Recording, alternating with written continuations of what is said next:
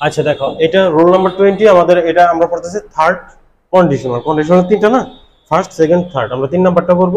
এবং third কন্ডিশনালের conditional শব্দের অর্থ তো শর্ত, তাই না? শর্ত। তাহলে এখানে আমাদের শর্তটা হচ্ছে if plus past perfect tense plus perfect conditional, অর্থাৎ ইফ এর পরে যদি পাস্ট পারফেক্ট টেন্স থাকে, পরবর্তী অংশ তুমি পাস্ট কন্ডিশনালে করবা, পাস্ট কন্ডিশন মানে সরি পারফেক্ট কন্ডিশনালে করবা। পারফেক্ট কন্ডিশনালটা হচ্ছে সাবজেক্ট প্লাস উড মানে would have, could have, might have, ঠিক আছে? Subject plus would have, could have, might have plus V3 plus object, এটা হচ্ছে পারফেক্ট কন্ডিশনাল। আচ্ছা দেখো, if he had seen me, এটা কোন টেন্স বলতে পারবা? কোন tense? He had seen me, past perfect tense. তাহলে if plus past perfect tense, subject plus had plus V3 plus object, তাই না?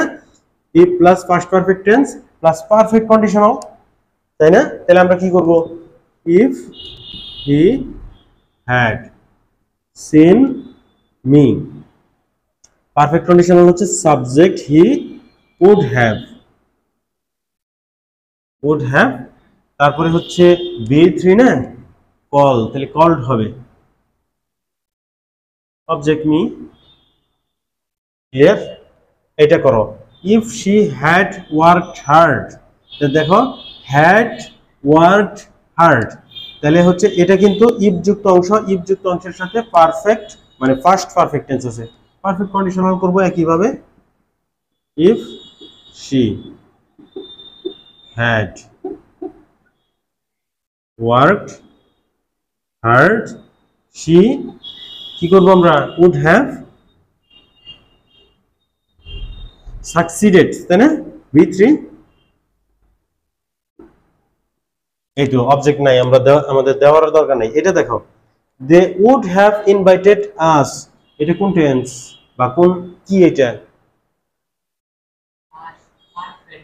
এটা perfect conditional. They would have invited us, subject plus would have, could have, might have plus V3 plus হচ্ছে object. তাহলে এটা যদি perfect conditional হয়, এখানে if আছে, তাহলে পরবর্তী অংশ পাস্ট পারফেক্ট টেন্সে করতে হবে, কারণ আমরা জানি if plus past perfect tense plus perfect conditional, একটু উল্টা পাল্টা আছে, আমাদেরকে মিলাই নিতে হবে এটা। তাহলে অ্যান্সারটা হবে they would have invited us if ওই কি করব? হ্যাড নাকি সাপোর্টেড দেম। ক্লিয়ার? বুঝছো? They would have invited us if we had supported them, অর্থাৎ হচ্ছে if plus past perfect tense plus perfect conditional. এই তো।